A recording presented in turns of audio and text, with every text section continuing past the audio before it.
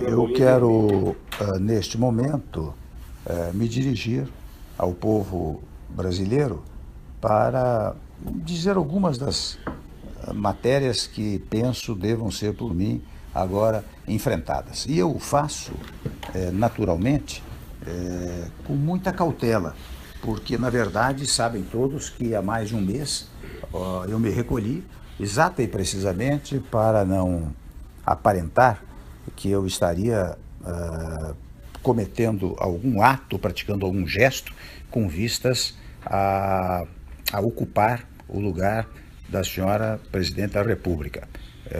Recolhi-me o quanto pude, mas evidentemente nesse período fui procurado por muitos que estão aflitos com a situação do nosso país. Mas agora, quando a Câmara dos Deputados decide por uma votação significativa declarar a autorização para a instauração de processo de impedimento contra a senhora Presidente, muitos me procuraram para que eu desse, pelo menos, uma palavra preliminar à nação brasileira. O que eu faço com muita modéstia, com muita cautela, com muita moderação, mas também em face da minha condição de vice-presidente, naturalmente de substituto constitucional da senhora Presidente da República. E desde logo eu quero afirmar que temos ainda um longo processo pela frente, passando pelo Senado Federal. Então todas as minhas palavras levarão em conta apenas a decisão da Câmara dos Deputados, portanto também as minhas palavras são provisórias, já que nós temos que aguardar e respeitar a decisão soberana que o Senado Federal proferirá a respeito desse tema, seja quanto à admissibilidade da autorização, seja quanto ao final o julgamento propriamente dito. Portanto, eu quero neste momento prestar uma homenagem ao Poder Legislativo, tanto à Câmara dos Deputados, que já debateu amplamente este assunto, como ao Senado Federal, que irá debater. E desde logo eu quero comunicar aos amigos e colegas homens públicos, senadores da melhor cepa, da melhor sabedoria, que aguardarei naturalmente a decisão, aguardarei respeitosamente a decisão do Senado Federal. Não quero avançar o sinal,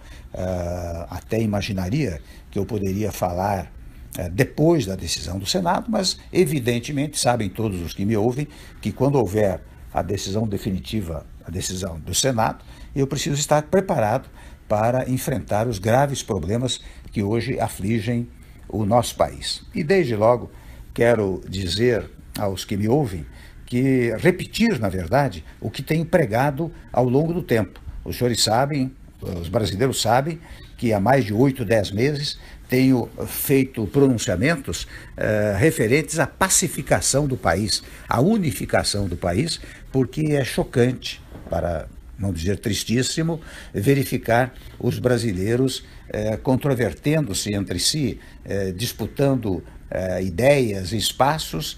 Até aí tudo bem, mas quando parte para uma coisa quase física, isso não pode acontecer no nosso país. Portanto, ao dizer agora que a grande missão, a partir deste momento, é a da pacificação do país, da reunificação do país, eu quero dizer que estou repetindo o que venho pregando há muito tempo como responsável por uma parcela da vida pública nacional.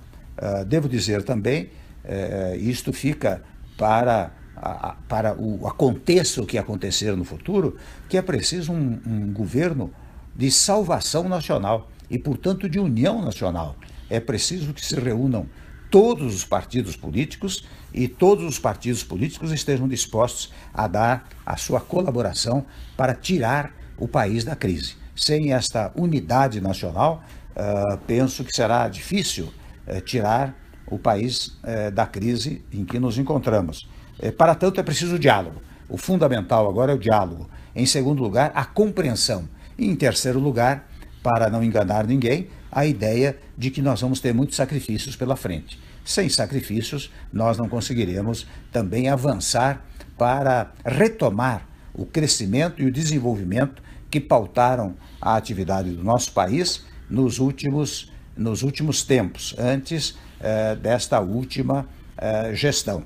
Então, é preciso retomar o crescimento. E eu não quero que isto fique em palavras vazias. Tenho absoluta convicção, como muitos me dizem, que a mudança pode gerar esperança. E que, gerando esperança, isto gerará investimentos, não só investimentos nacionais, mas investimentos estrangeiros, porque precisamos restabelecer a crença no Estado brasileiro, nas potencialidades do Estado brasileiro. Devo dizer aos que me ouvem que eu fiz muitas viagens internacionais no primeiro mandato e verifiquei o quanto os outros países que têm muito dinheiro em suas mãos querem fazer aplicando do Brasil, ou seja, querem acreditar no Brasil. O que aconteceu nos últimos tempos foi um descrédito no nosso país. E o descrédito é que leva à ausência do crescimento, à ausência do desenvolvimento, que faz retomar a inflação. De um lado, portanto, nós temos absoluta convicção de que é preciso prestigiar a iniciativa privada, é preciso que os empresários do setor industrial, do setor de serviços, do setor agrícola, do setor do agronegócio, portanto, dos vários setores da nacionalidade, se entusiasmem novamente com estes investimentos. Mas, ao dizer isto, eu estou pensando apenas naqueles que possam investir? Não. Diferentemente, estou pensando em manter as conquistas sociais obtidas nos últimos tempos.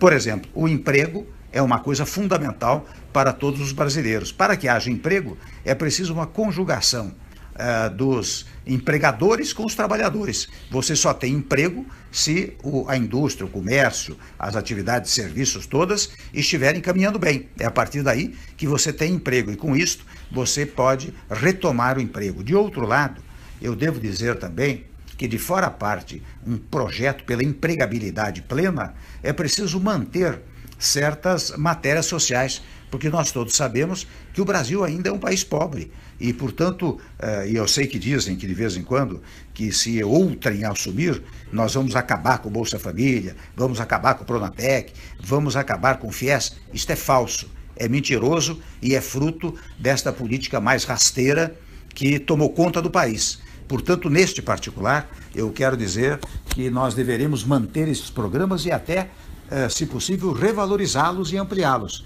Até que, e isto eu quero deixar claro, o Bolsa Família, por exemplo, há de ser um estágio do Estado brasileiro. Daqui a alguns anos é possível que a empregabilidade tenha atingido um tal nível que não haja mais necessidade do Bolsa Família. Mas isto, enquanto persistir a necessidade, nós manteremos, assim como o Pronatec, FIES, ProUni, todos esses projetos que acabaram dando certo no país. Portanto, eu lanço uma mensagem àqueles que têm o capital e lanço àqueles que querem uma mensagem do trabalho e lanço uma mensagem para aqueles que sequer trabalho ainda conseguiram. É claro que nós vamos incentivar enormemente as parcerias público-privadas na medida que isto pode trazer emprego ao país.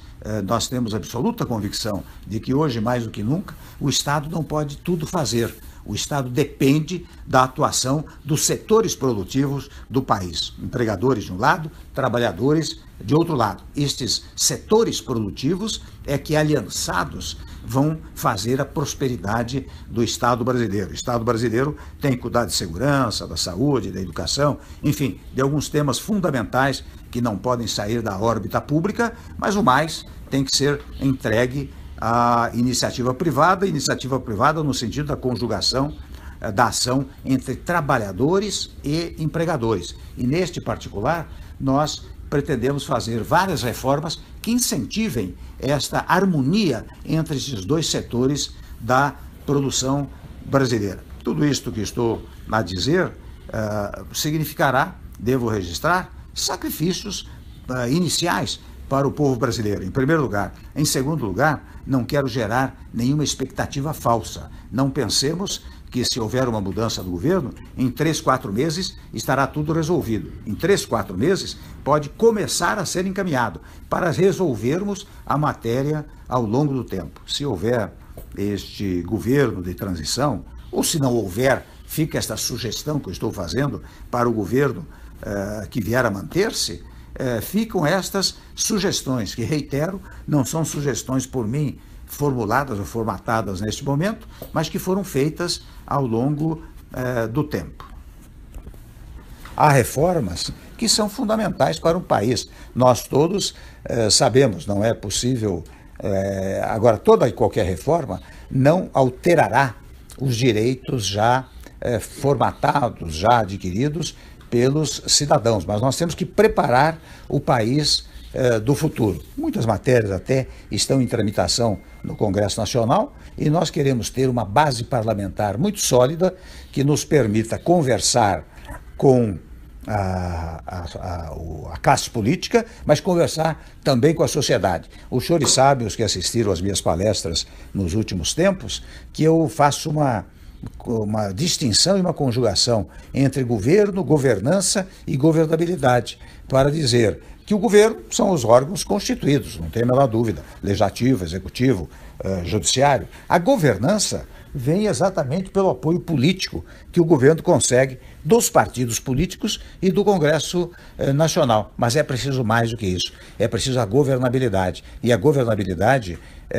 exige que haja uma aprovação popular do próprio governo. Portanto, a classe política unida com o povo levará ao crescimento do país e, portanto, ao apoio ao governo. É com estes três fatores que nós vamos lidar. É claro que não vou falar aqui sobre reformas que são fundamentais, porque isto será fruto de um desdobramento ao longo do tempo. Mas como não pensar numa reforma política? Como não pensar numa reforma tributária? E evidentemente que a reforma tributária envolve um outro tema, que é a revisão do Pacto Federativo. Porque toda vez que você pensa numa reforma tributária, você está pensando na distribuição de competências e de recursos para as entidades federativas. É preciso mais do que nunca que as entidades federativas tenham uma autonomia verdadeira, ou seja, que nós tenhamos uma federação real e não uma federação artificial, como tem acontecido nos últimos tempos. Sei, por exemplo, no tópico da federação, da grande dificuldade dos estados e municípios nos dias atuais. E há estudos referentes à eventual anistia, o perdão de uma parte das dívidas e até uma revisão dos juros que são pagos pelas unidades federadas. Nós vamos levar isso adiante, nós vamos estudar isso com muita detença e vamos levar isso adiante, porque a força da União também deriva da força dos estados e da força dos municípios. E a força destas entidades federativas depende da boa vontade e do apoio da classe política e do povo brasileiro. Há matérias controvertidas, como matéria referente à legislação trabalhista e à legislação previdenciária, que nós vamos fazer com um grande diálogo nacional, onde nenhum setor será esquecido, nem dos trabalhadores, nem dos empresários, nem do povo brasileiro. Mas toda e qualquer modificação que vier a ser feita será para garantir o futuro mesmo daqueles que já recebem salário, daqueles que recebem aposentadoria. É nestes termos que nós vamos trabalhar. Ou seja, o diálogo de um lado e a conjugação de esforços de outro lado serão os alicerces, digamos assim, do nosso trabalho. É esta manifestação